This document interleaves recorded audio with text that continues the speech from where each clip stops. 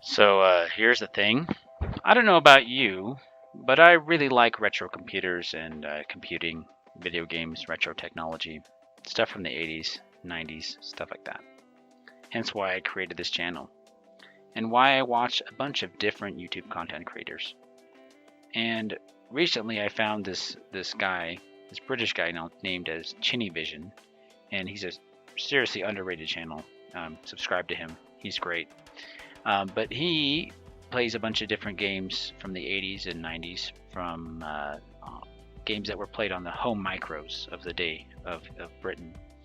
And as an American, I didn't have any familiarity at all with these systems. You know, the Amstrad CPC, the ZX Spectrum, the BBC Micro, Acorn Archimedes, the Acorn Electron, that kind of stuff. Stuff I had never heard of before. Now I'm familiar with it. I know it exists, but never used one. Anyway, he was the other day I was looking through his channel and I found a game that he played called Feud. Now the thing that intrigued me about it is that it was released on so many different platforms. I didn't think there was an Amstrad CPC port and a ZX Spectrum port, and they even played a DOS version, which was great to me because that's what I grew up with. I grew up with MS-DOS, and I love MS-DOS. And he was talking about mentioning offhand how terrible the EGA version was and the CGA graphics looked, and I kind of agree with him. He said the following. I'm just gonna use a little snippet of his video. Hopefully he won't mind. So he said this. 1987, Feud was actually ported to the IBM PC, primarily I expect intended for the American market. And this one's a really curious case because if you look at this loading screen, it's the CPC loading screen that Steve Pickford drew on the Amstrad, except with some really, really bizarre colours. I don't know why, because it's running in EGA, and EGA is quite capable of, I think it's got 64 colours, and you can use 16 on screen at any time. So there's no reason why this game should have the loading screen with a kind of yellow face and everything else here, but that's the way it is. So basically, yeah, the EGA version isn't very good as far as the graphics go. And, I thought, what if I can make it better? What if I can use, DOS and real EGA and make it better? And better yet, even make the CGA version look better too as well.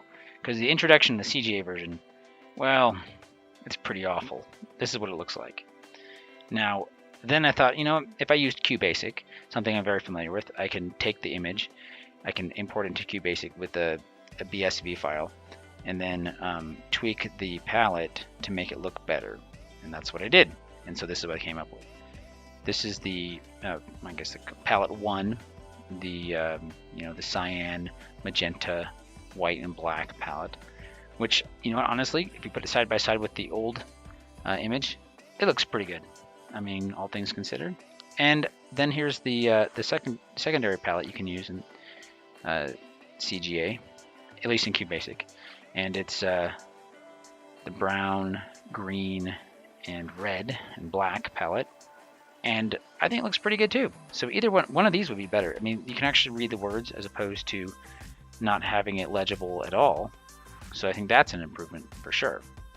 Then I thought to myself, you know what? I really need to improve the EGA introduction screen because it is pretty poor. I mean, it looks awful. The yellow skin is like a Simpsons character or something. It doesn't look good.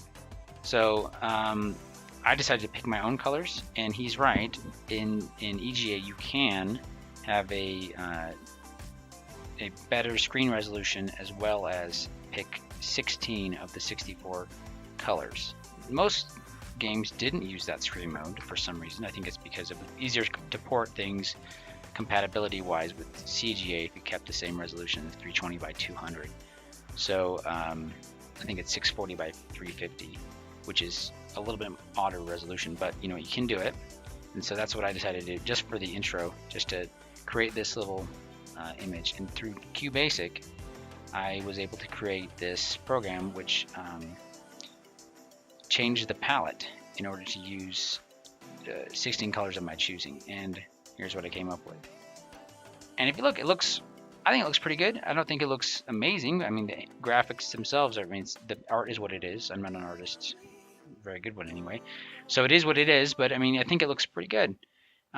So anyway, let me know what you think. If this is something that's interesting to you, then leave a comment down below. If not, then don't. Or leave a comment below saying what would be more interesting. Leave a like if you can. Subscribe. I have 89 subscribers as of today, which is not very many, but I'd like to get more. It's always motivating to get more input. Anyway, so if you want more information on how I did this, then let me know and I can maybe give more information in the future. Anyway, have a great day.